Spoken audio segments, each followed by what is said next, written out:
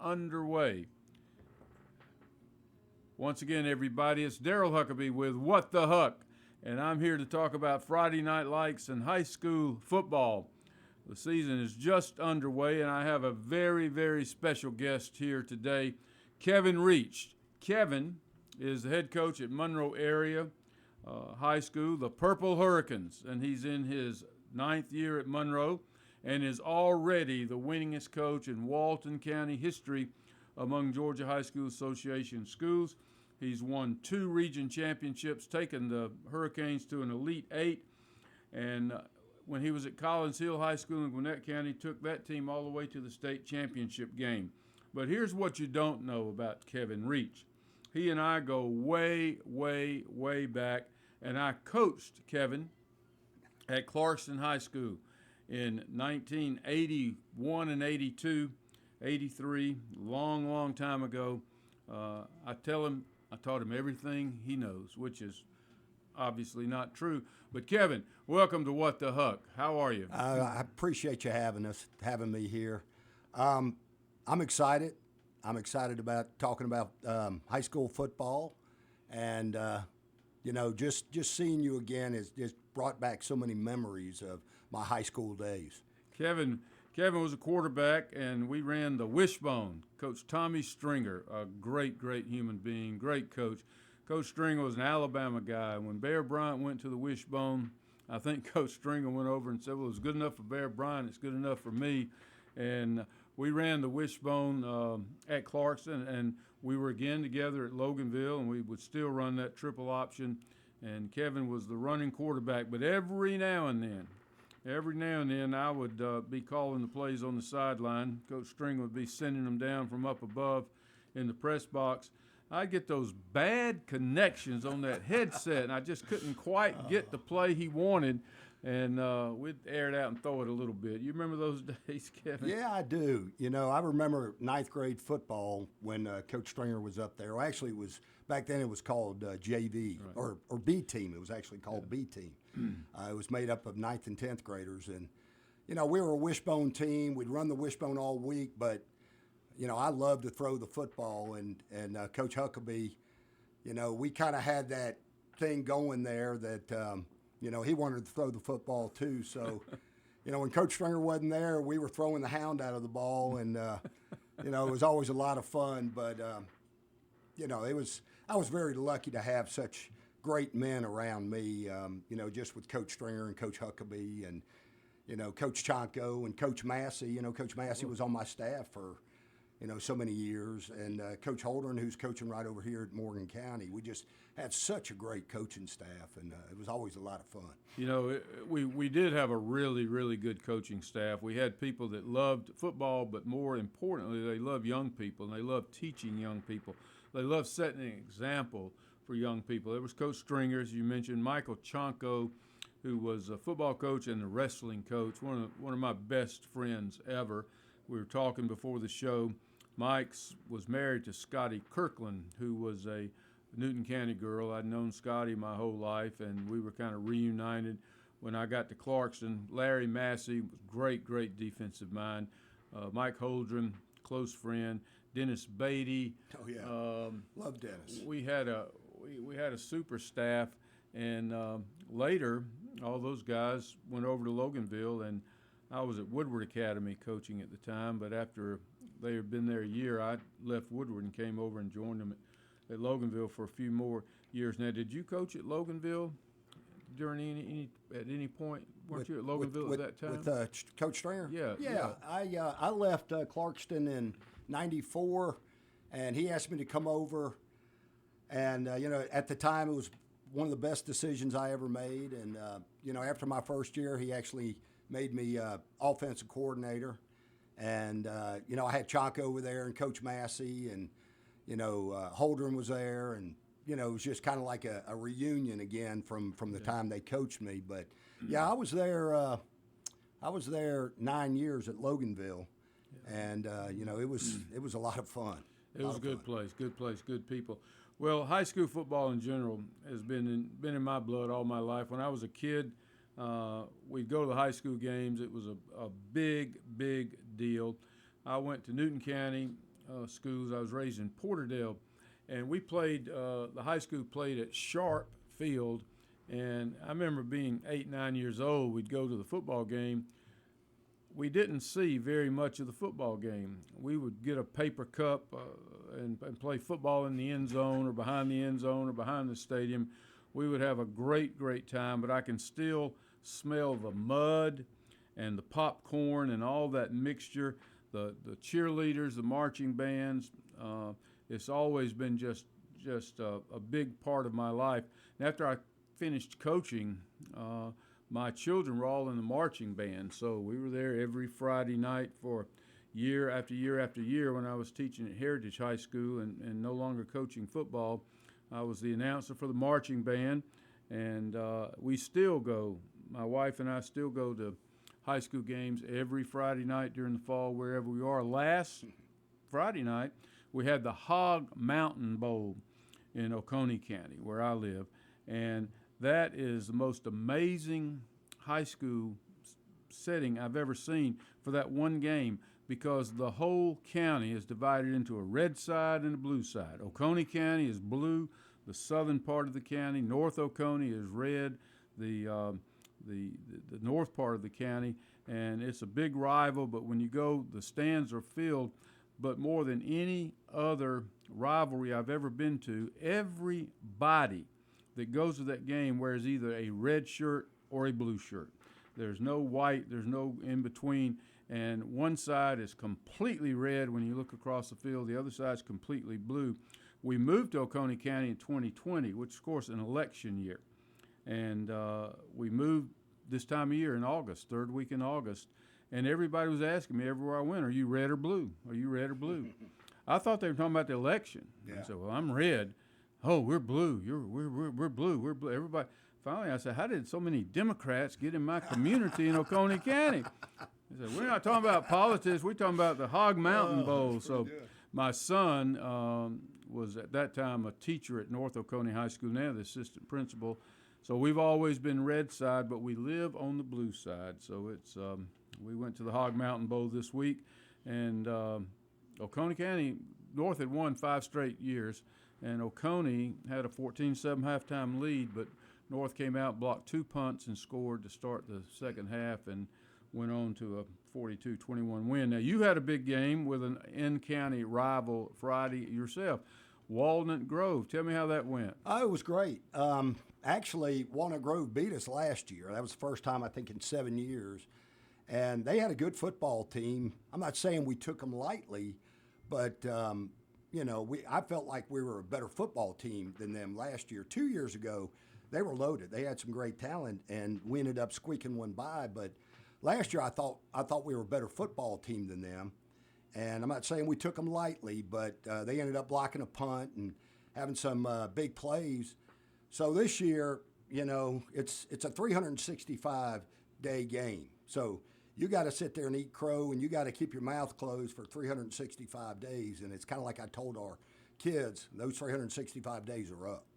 Now we get to dictate what we're going to do for the next 365 days. So we ended up playing really well. We had, 654 total yards. Wow. Our quarterback had 254 yards, had 4 touchdowns. We had another kid right at 100 yards rushing. I mean, it was really, I think we had 400 and plus yards rushing and like 150 some odd yards passing. But yeah, I was very proud. Our defense, you know, they had 2 big plays. They scored a touchdown. We were kind of in the wrong defense at the time, and you know, we were kind of spilling the play, and the kid broke it and scored a touchdown. Then they had a long pass play, and we kept them out of the end zone. They kicked a field goal, so we kept them to 10 points. But yeah, we you know, it was a big 42-10 victory for us.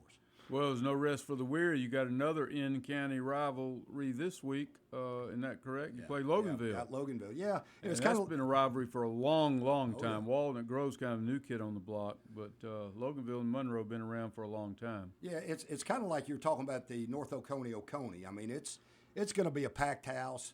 You're either purple or you're red. You know, there's no in between.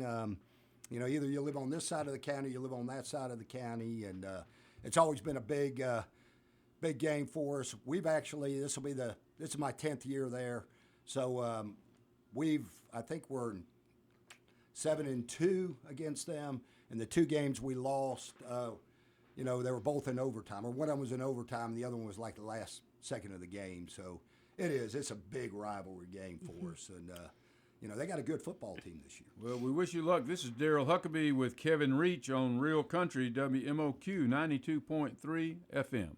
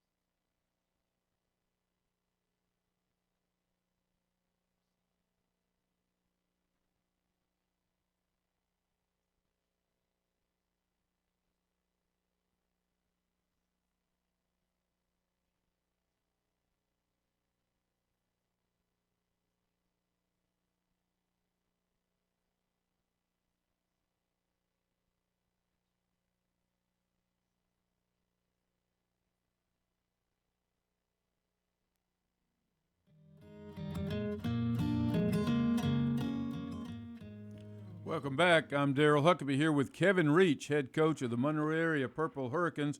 We're talking about their upcoming game with Loganville, a cross-county rivalry. And Chastity, I believe we're going to broadcast that game. What can you tell me about that? Absolutely. So our guys, Jeff Hood and John Wilson, that is going to be our featured game of the week. So Friday, August the 24th, we will be over at Loganville High School, and we'll do a live remote. So come say hello to John and Jeff and get all your up-to-date scores. So, and you can also listen live on WKUN. So we've kind of made some little changes to the format. So normally you would tune in for the station, or tune in here for all your football highlights and everything like that. But instead this year we're doing live at WKUN on our sister station 102.5. And then Brock Bridges will be here on 92.3 side, giving all the states updates, highlights, and then keeping the country music hits going. Friday Night Lights, all high so school fun. football. Yes. It's great. And what about the internet? If you're outside the area, can you tune in and listen live on the internet? Absolutely. Okay. Check out WKUNradio.com, and you can stream us live. There you have it. And I was telling Coach Reach before we started today that he knew that I'd coached at Loganville because we'd coached together over there. He knew I'd coached at Clarkston when he was a player there, but he did not know that I coached the Monroe area Purple Hurricanes JV team in 1974 and worked with the varsity as well. Jim Stottlemyre was the coach. Dennis Horn was on that staff. David Stevenson. We had a real good staff. Had a lot. James Pinion had a lot of fun. And I learned a lot. I did not play high school football except for my freshman year. I was big into basketball. Newton County was was at Newton County. We played school and worked basketball. It's a little bit different. So, but I coached the JV team at Monroe. Learned a lot from Coach Stottlemyre, and had coached football for a long, long time after that. Kevin, tell me how you got into football. You were telling me you played rec league in the Tucker League. Tell me about how you fell in love with the game of football. Yeah, my father was he was a big football guy, and my brother and I, kind of grew up with it ever since we were probably 5-6 years old. We grew up in the Tucker youth program, and my father was actually the president of the Tucker Youth Association, and kind of coached us all the way through. And we played for that Bobby Dodd Bowl back in the day. We were at one time one of the probably top 3 programs in the country. I think there was a place in California, the Atlanta Colts organization, and the Tucker Lions, and just great people. I mean, great coaches. I learned a lot, from being in that part during that time, and then I started going to Clarkston High School, and back then, DeKalb County was 8th through 12th, so I was around those guys my 8th grade year, and Coach Stringer was a head football coach, and he was a guy that I really looked up to, and Daryl, you being on that staff, and Coach Tonko, Coach Massey, and all those guys are just men of integrity, and I just loved it. I couldn't get enough of it, and played all the way through. After my senior year, I was fortunate enough to get a football scholarship to Chuan University, which is a Division II school, and played. My first year, I went there on a football, baseball, and my college coach came up to me and said, if you want to be the starting quarterback, you're going to have to make a decision. You want to be a baseball guy or a football guy? So I just stuck with football, but that's kind of how it ended up. And I actually graduated. When I graduated from college, I was working at AT&T, and something was missing. I missed the game so much, and I was out jogging one day, and I ended up running into my old high school football coach, my offense coordinator, Roy Sparks, and he said, I just took over the job at Clarkston. Coach Stringer had left and gone to Loganville, and he said, I need somebody to come and work with the quarterbacks. And I said, well, let me come out there. I get done with work about 3 o'clock, 3:10, and I'll come out and, help you out. And after about a week, I knew what I wanted to do. I went back to my dad, and I said, Dad, I know what I want to do the rest of my life. I think this is my calling. And, 39 years later, that's what I'm doing. So, Roy Sparks, what a great human being. Good, better, best. Never let it rest till the good get better and the better get best. I heard Coach Sparks say that every day for years and years and years. Roy had a identical twin brother named Terry, and they married identical twins, and they lived next door to one another in the same neighborhood, and all of their kids looked alike, and they used to laugh. They'd go to Disney World on some vacation every summer, and nobody knew who went with who, and it was I hadn't thought about Coach Sparks in a long time. What a great human being. 38 years. Let's talk about how the game has changed. Now, I first started coaching in 1974, and we really didn't know anything back then. We were you didn't give anybody water. You were a sissy. You were a weakling if you wanted water during a football practice. We would actually hand out salt tablets. Yes. We probably had 3 or 4 people on the coaching staff that coached everything. And now I was watching TV. I think Saturday night I turned on and Gainesville was playing Buford in that multi-million-dollar stadium up there, and they had. It's just a world of difference. What have you noticed the most about the changes since you started coaching? It's hard to believe you've been coaching 38 years, because I think I coached you about 5 years ago in my mind. So, it's like you said. Back in the day, you did very little weight training. Nutrition was not really that big of a deal. Yeah, we were talking about pregame meals when we were at Clarkston. We were having steaks before every game, which is probably the worst thing that you could do. Then we went to that period where pasta. Everybody would load up on carbs and have pasta. Nutrition is a big part of it now. Weight training. It is, yeah. How many coaches on your staff? We've got with our trainer, I think we're around 15. Wow. Yeah, I've got a ninth grade even though we're only a 4A program, I've got a ninth grade, a JV, and a varsity program. So, I think we're around 15. I've got a kicking coach, and back in the day when I first started out coaching at Clarkston, we'd have we have two that did the JV. I did the offense, and Mike Aiken, he did the defense, and then we were all varsity coaches, but that was it. And I coached both sides of the ball. I coached the quarterbacks, and then I coached the safeties. And nowadays, you don't do that. You've got a personal coach that you got. You got an offensive line coach. You got an H-back coach. You got a running back coach, a defense, a corners coach, a safeties coach, and it's just different. Yeah, when I was at Clarkston, I was the offensive line coach, and I coached the Hogs. And we got after it. We were down and dirty down there. But on Saturdays, I would coach the offense on the JV, and Mike Holdren would coach the defense. And Coach Stringer would come by and sit in the box and try to call plays. But when I wasn't paying attention to him, he just quit coming and went to Alabama to the college games those days. But I remember we were playing Chamblee. You may remember this day in the JV football game. Chamblee was a big rival. They were big, they were tough. They were one of the premier schools in DeKalb County at the time, and 0-0 at halftime, and we just drew up a play in the dirt. That. You're talking about the JV game. Yeah, I do remember that. We drew up a play in the dirt. We broke the bone, put the halfback in motion, fake to the fullback, and threw a pop pass to the tight end on delay motion, and scored a touchdown, won the game, beat Chamblee 7-0. That was a big day.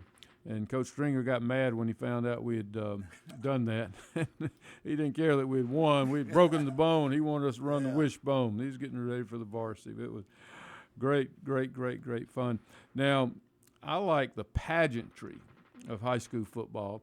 And being a head coach, and you don't get to enjoy that as much. But what's it like on a Friday at a high school? I lived in South Georgia for a couple of years, and there's nothing that compares to a Friday in a South Georgia high school. But what's the atmosphere like around Monroe these days? It's great. There's one thing about, like, when I was at Collins Hill, now we had a great student body, and we packed the house over there at the Hill. But one thing about small town football, we actually had a parade for our football program last Thursday. And this is like South Georgia football. Monroe's kind of like a South Georgia high school just tucked away where everybody comes out. A lot of the teachers there, people in the community, they went to high school at Monroe. Right. At Collins Hill, you didn't have that. As big as we were at Collins Hill, you didn't have where, we've got a lot of the alumni. A lot of people that are on my booster club, they're alumni. They went to school there, and it's special. It really is amazing. Monroe High School's been there for over 100 years, and they've accepted me as one of their own. And I tell you, I love it. They packed the house, especially big rivalry games this past week against Walnut Grove. It was packed out. It was packed out on our side. It was packed out on Walnut Grove side. But I expected it to even be more people this week with the Loganville game. Absolutely, it goes way back. Well, let's talk about maybe the dark side a little bit. Everybody complains about college football. It's not pure anymore. When I went to the North Oconee County game last week, I just had chill bumps before the game because I felt like it was pure football.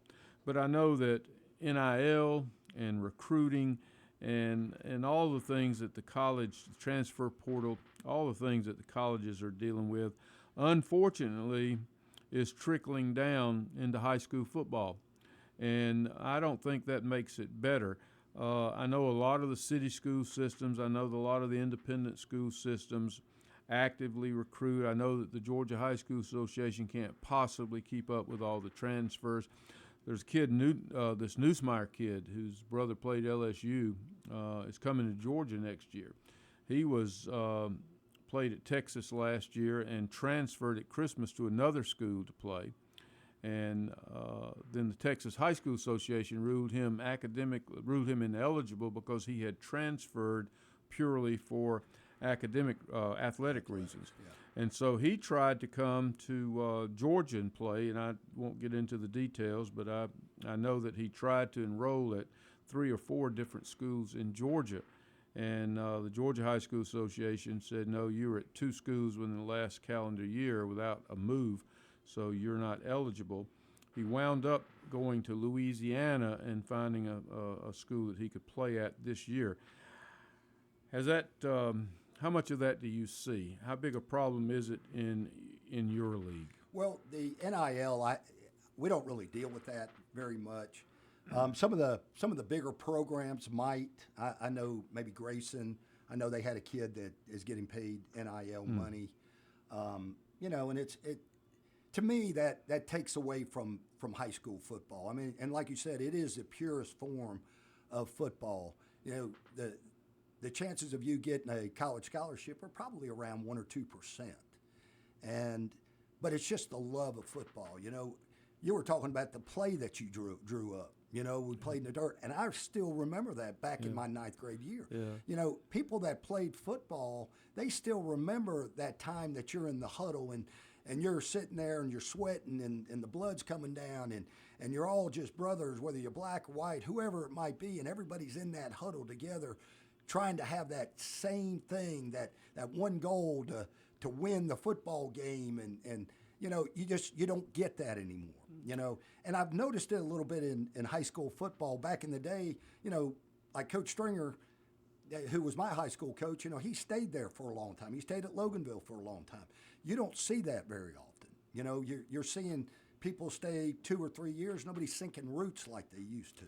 So I've seen that part kind of changing because that's kind of how the colleges are doing it, and you're not seeing them kind of just hook into that program, and if things aren't going well, they just say, well, you know what, I'm just going to move on to something else, and I've noticed that a little bit. That's true, and that's a shame. I love the traditions, and you can't establish a tradition if you're not there. And I love that you've been at Monroe almost a decade now. Yeah, it's going on 10 years. And I hope you'll finish out your career there. I want to come and watch you. So many funny things happen as a coach. And when we come back from this break, I want to ask you about some of the more lighthearted things, experiences you might have with players, parents, and so forth. But I'm Daryl Huckabee. This is Real Country, WMOQ 92.3 FM. We'll be right back.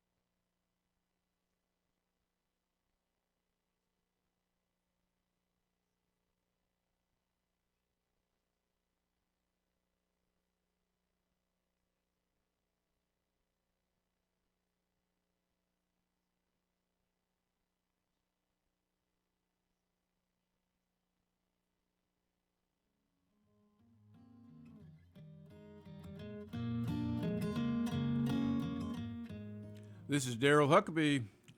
What the Huck? We're here with Kevin Reach, head coach of the Monroe area Purple Hurricanes. We're talking football. We're talking Friday Night Lights. And, Kevin, I was just thinking about our careers. I taught 40 years, coached football for about 20 of those, and basketball for about 35. I had some funny things happen to me along the lines. It's not all seriousness. And, I was thinking about first year I was teaching was at Cousins Middle School, and I was the head football coach. And middle school football was a big deal. We worked hard at it. We had a great program. We had formed the Middle Georgia Junior High Athletic League, which I don't think exists anymore. We had 20 counties. We had schools from 20 counties, about a 40-team league, and it was a big deal. But I had a running back named Victor Hill, and Victor was a great running back, hurt his knee about third game of the season, and we were playing Sharp Middle School, the crosstown rival, in the last game of the year, and Victor's mother called me and said, Coach Huckabee, the doctors said that Victor can't play in that game Friday. He said, but, he wants to play real bad, and I just want to ask you, if I let Victor play and he got hurt worse, can that doctor sue me? I said, yes, ma'am, Ms. Hill. He probably could. He'd take a lot away from it. We probably don't need to let him play because we don't want to risk that. I'm putting you on the spot. What are some lighter moments you remember, funny things that have happened in your football career that you just had to stop and say, man? One of the things was when I was at Clarkston High School. I think it was either my first or second year I was coaching. Back then it was B team, and we had this one kid who moved in. He was actually from Turkey, and he had been out there for about 2 weeks, and he didn't speak English, but he wanted to play football. So we got him his equipment and everything, and we had him there. And sure enough, he had been there for 2 weeks, and I didn't know what he did much at practice, but he was out there. Well, Coach Sparks was up in the press box, and I was talking to him, of course, and we were beating. I think it was Henderson High School back then, and we were beating them pretty good, and we were getting everybody that hadn't played into the game, and I remember him saying, "Hey, get the kid from Turkey in, let him play." And I looked down at Coach Aiken, and I said, "What does he play?" And Coach Aiken said, "I don't know." And I said, and Coach Sparks said, "Well, just put him at nose man. Just put him at nose man, and we'll just let him play there. He can't get anything messed up there." So they put him down at nose man, and the official comes over, puts the ball down, and sure enough, blows the whistle. And when he blows the whistle, the boy from Turkey came back, and he just kicked the ball and starts kicking it down the field. Here he had been with us for 2 weeks, and he thought he was playing soccer. And I knew right then. I said, "Oh my goodness!"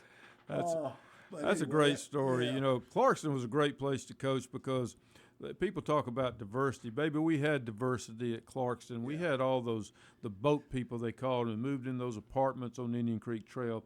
We had 18 or 19 languages spoken at Clarkston High School. But we also had all of the hearing impaired students from all of DeKalb County. First week I was there, your boy, Larry Massey, pulled the worst joke on me. There was a kid named Brian Graff. You may remember Brian Graff. Sure. Yeah. Brian, great football player, and but didn't say much. Didn't say anything. And I was in the coach's dressing room one day, and I said, I don't think Graff likes me very much. And Chonka, why do you say that, Coach? I said, well, he never speaks to me no matter what I say. And so Chonko spoke up and said, he can't hear you, Coach. And Massey picked up on it just like that. He said, that's right, Brian Graff's deaf.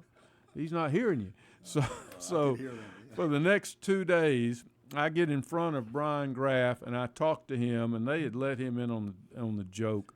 And I was mouthing every word and speaking very distinctly so he could read my lips. For 2 days I'd done this. So we're in a timeout, rest period, water period, and Brian's on one knee, and I'm talking to him, explaining something, and all of a sudden, on the other end of the field, Coach Stringer blows his whistle and says, "Get over here, Graff." he didn't hesitate. He was behind. Coach Stringer was behind. He just jumped up, put on his helmet, and ran off. I said, Graf can hear. And Chonko and Massey just rolled on the ground. They had, for 2 days, they had been pulling that over on me. So the camaraderie, that's what I missed the most is you got so many people working toward a common goal. And, you just don't find that in many places in life. So I think that's one of the great parts of athletics. And you talk about memories.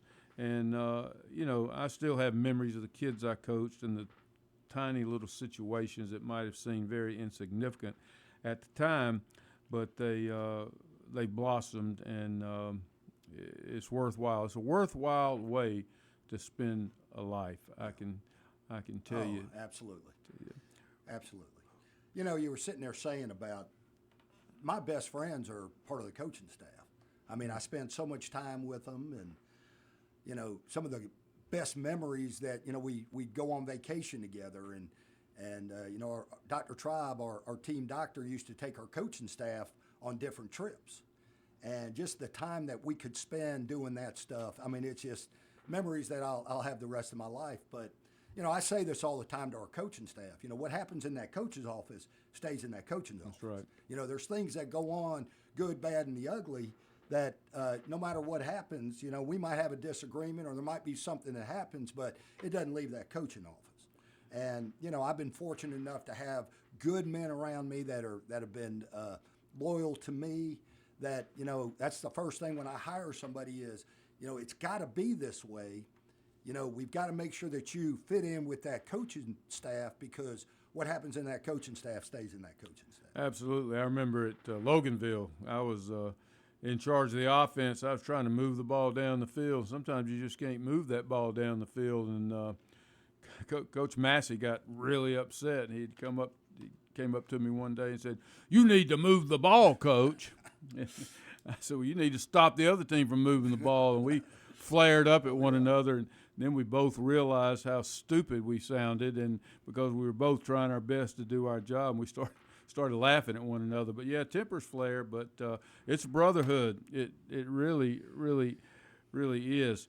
Well, look forward down the line. What are you expecting out of your season? You're off to a good start. You got a big win over Walnut Grove. Got Loganville coming up.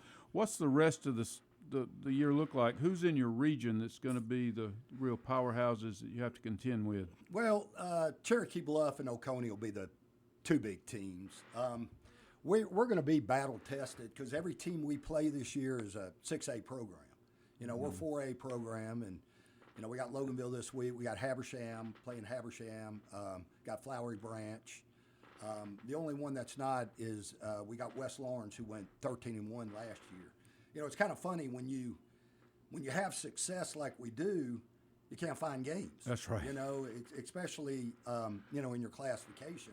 Now I did get some calls, because we were looking for some games, and my buddy at Colquitt, who was on my coaching staff at Collins Hill, I got a call from him, got a call from Grayson, got a call from Lowndes, so I get calls from some of the bigger programs, but it's kind of hard to find that schedule. But we're going to be battle tested, I think, going into the region. We talked about atmosphere for a home game last week. What's a travel day look like? Back in the day, we'd jump on that yellow school bus and just go to the ball game.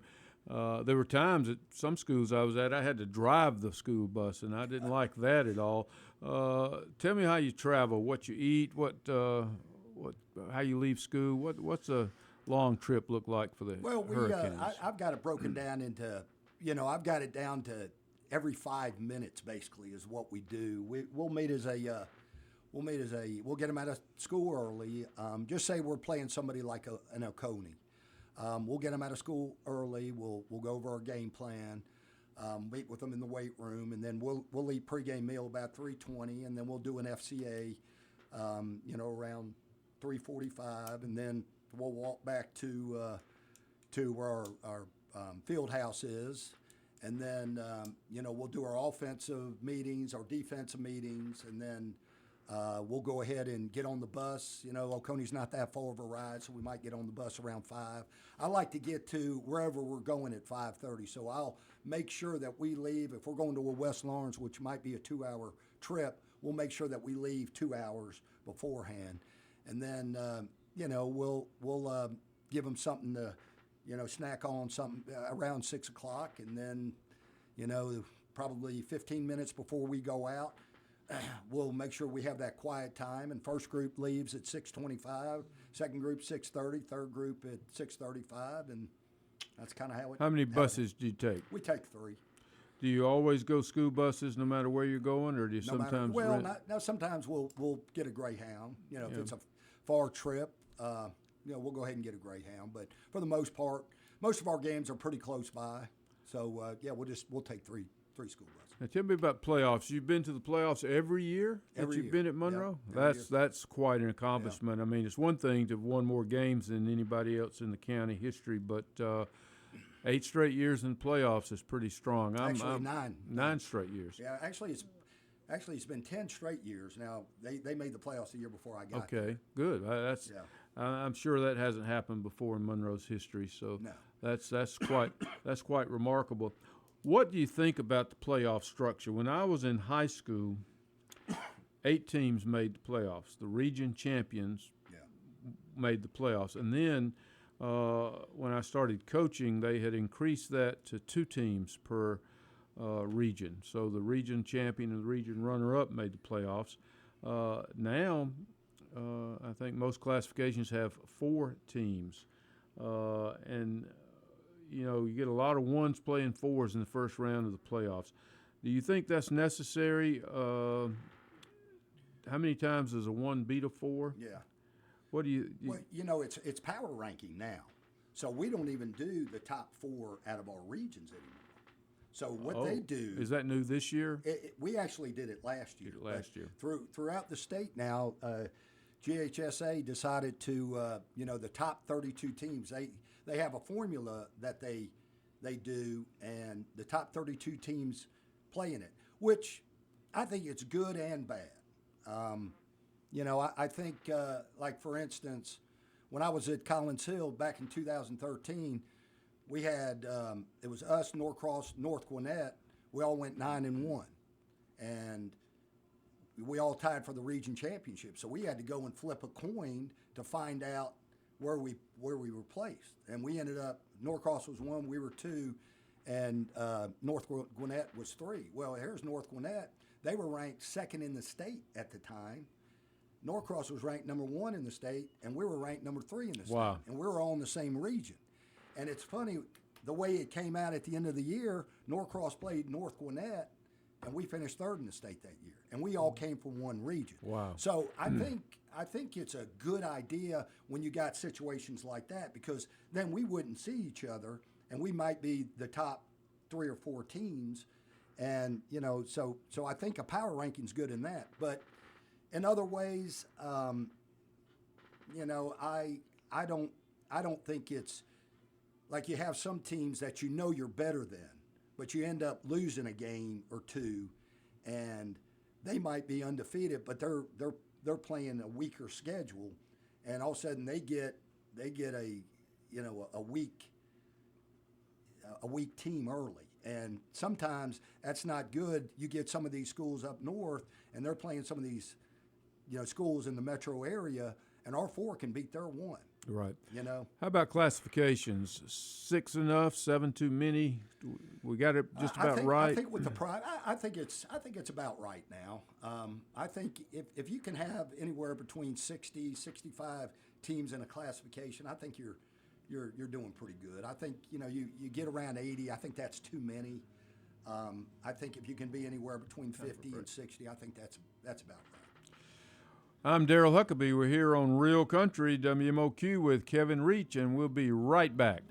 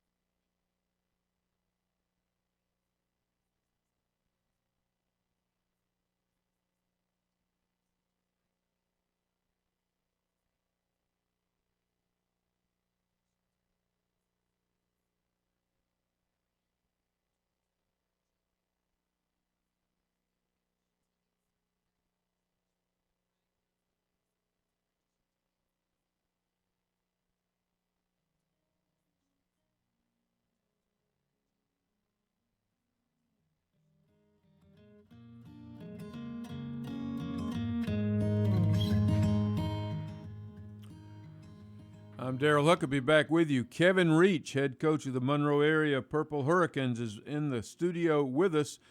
Coach Reach's team has a big game, and it's our game of the week coming up. Loganville High School versus Monroe Area High School.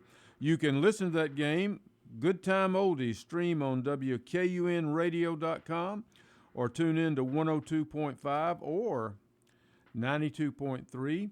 For updates, John Wilson and Jeff Hood will be in the booth calling that game, so tune in Friday night to get your football fix. Loganville versus Monroe, two old-time rivals, and we're here with the coach of the Monroe area team, Kevin Reach.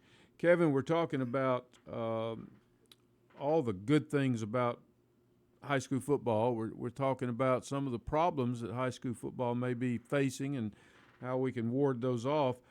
But we were talking during the break about the loyalties of your coaching staff. Talk to us about your coaching staff, because they're really kind of like a family, because you spend more time with the coaches during season than you do with your family, and I know that from many years coaching myself. So tell us about your coaching staff. I know you're real proud of it.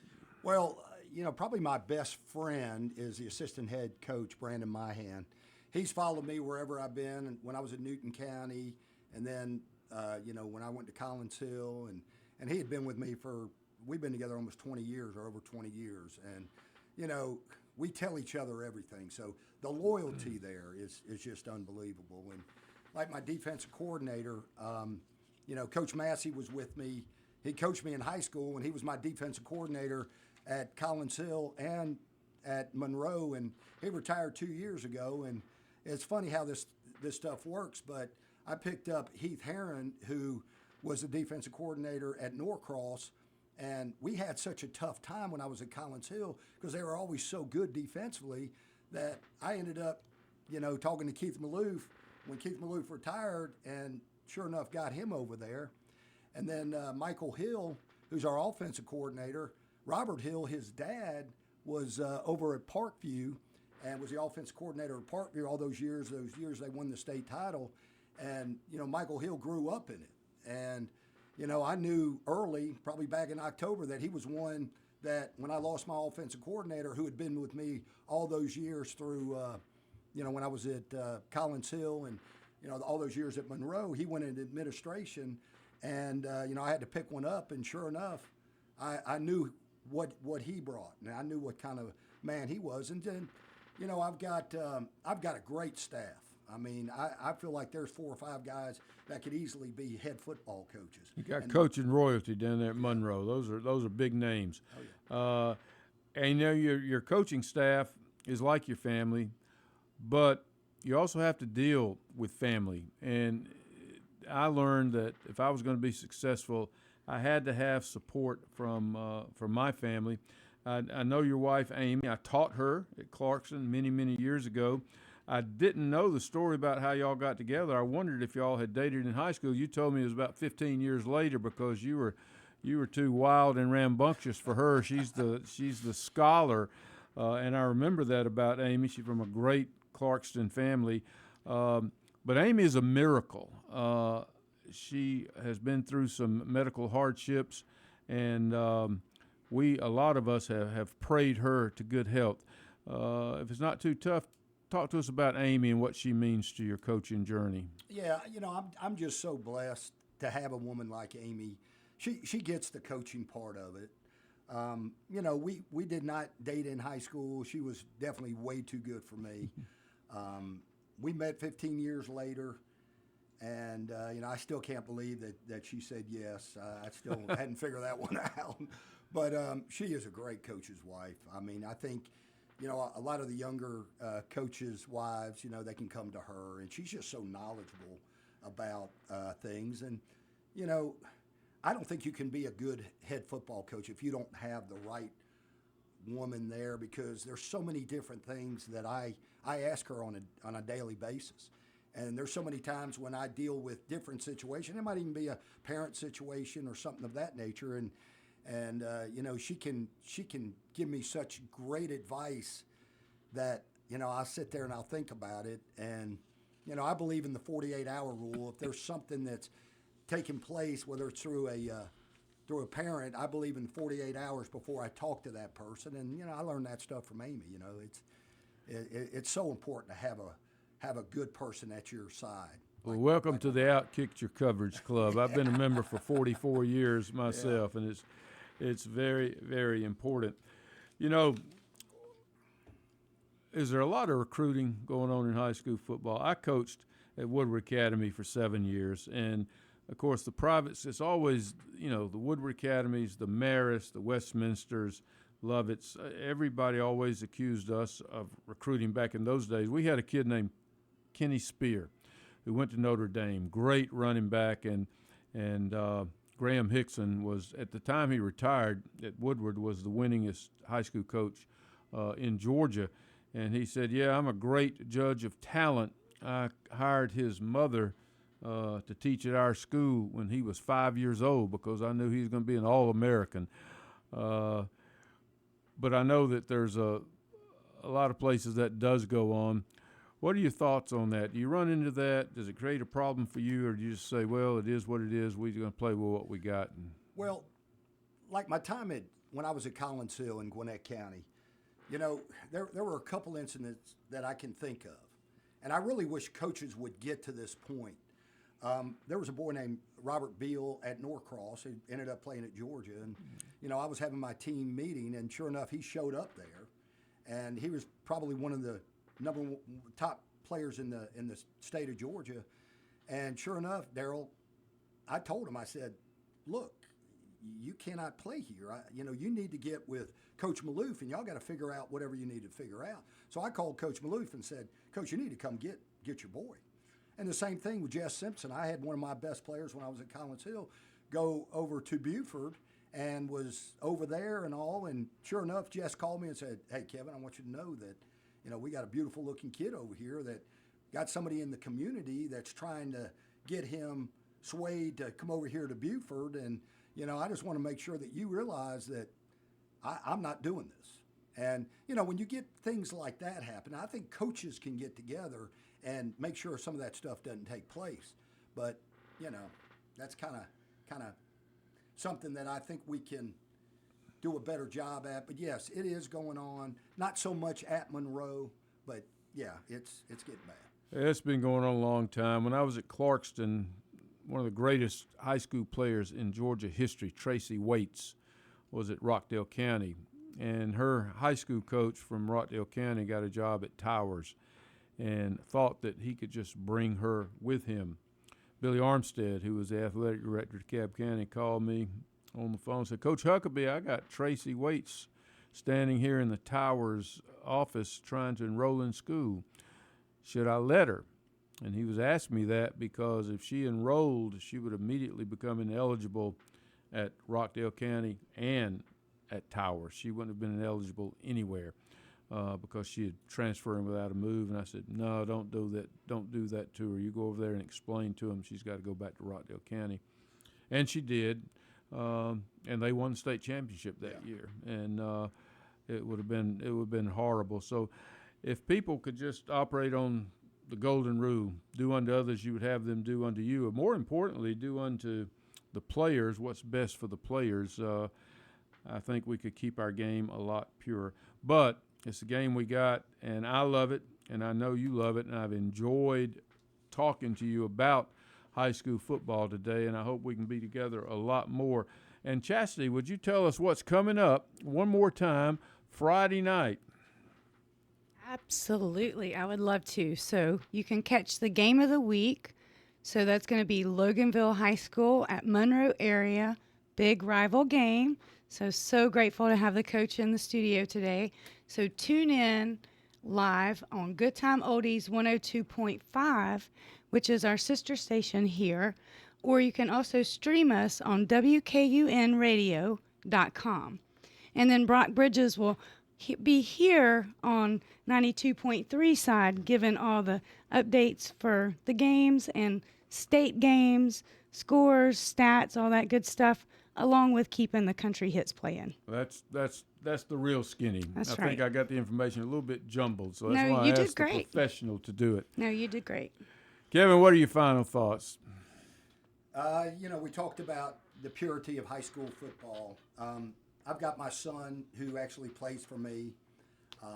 That's been special. You know, I wasn't sure if I was going to be able to coach my son or not. What class is he? What does he he's going play? to be a sophomore. He plays. He's a receiver and a safety. He actually, played some in the game on Friday night, and he's a backup on Friday night. But he's probably going to play 3/4 of JV. But just having him around, and just doing that, it's just the purity. I see it in his eyes, and able to go home with them. So, I want to keep it like that. And yes, this is my 39th year of coaching, 38 years of teaching, and I just it is so pure high school football, and I just hope we can keep it like that. Kevin, thank you so much for being with us. I hope you've enjoyed listening to us talk about old times and new times in high school football. And do yourself a favor, wherever you are, whatever community you're in, go out on a Friday night, buy a ticket, sit in the stands, have some popcorn, have a hot dog, look at the cheerleaders, listening to the band because they work real hard too, and just soak in the atmosphere. You don't have to know the players. I was at the game Friday night, the North Oconee County game, and the lady beside me said, "Which one of those is yours?" They're all mine. I'm a part of that community. So high school football is the purest thing around. So do yourself a favor and get out and watch a game this week and every week. And if you can't watch, tune in and listen to us because we're going to bring you some of the best football in the area. I'm Daryl Huckabee, and sometimes you just have to say, "What the Huck?"